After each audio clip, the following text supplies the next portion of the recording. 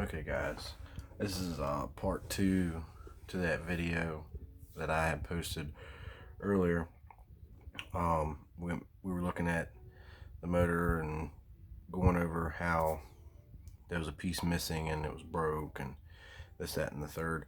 It was in here.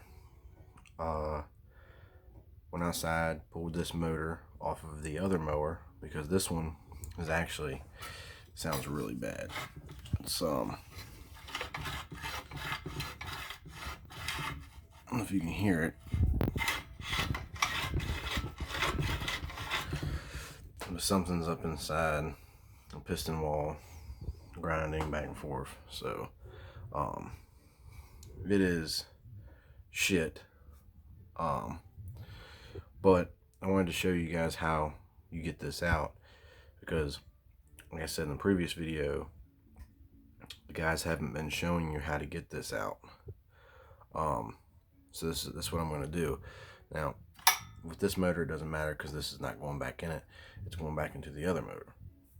Now what you do is you come up here to, I think this is the valve cover. Yeah, valve cover. Pop that off. You got 4 bolts. You got one here, one here, one here, and one right there. Alright, pop this off and just lay that to the side, because what I do, these, you gotta get these loose. Right now they're on a pretty snug, so you're gonna need something to get these off, to get your push rods out. 1 second.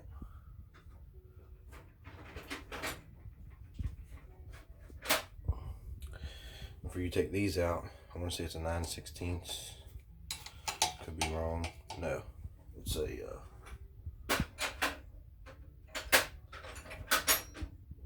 see, about 5/8. Yeah, it's a 5/8. It is not really hard to get these out. They're generally pretty loose. I got dirt from these motors everywhere, but anyway, all you had to do is break them a little loose, unscrew these. And with this motor it doesn't really matter because I'm not putting this one back together, but you can loosen them as loose as you want. But what I try to do is just loosen them up enough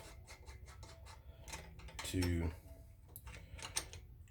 push the rocker over out of the way, or lay it like that out of the way.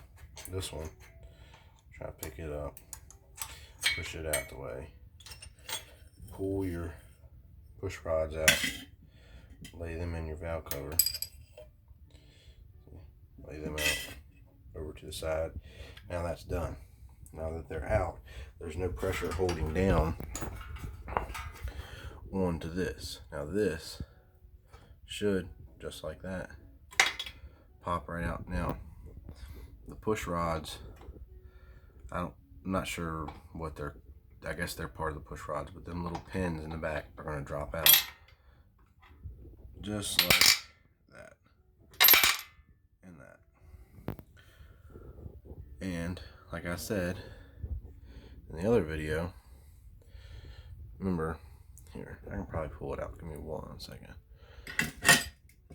On the other motor I was having issues where it wasn't it was cranking, but I was getting fire, I was getting everything I needed, but it was cranking hard and it was actually dimming the lights on my truck.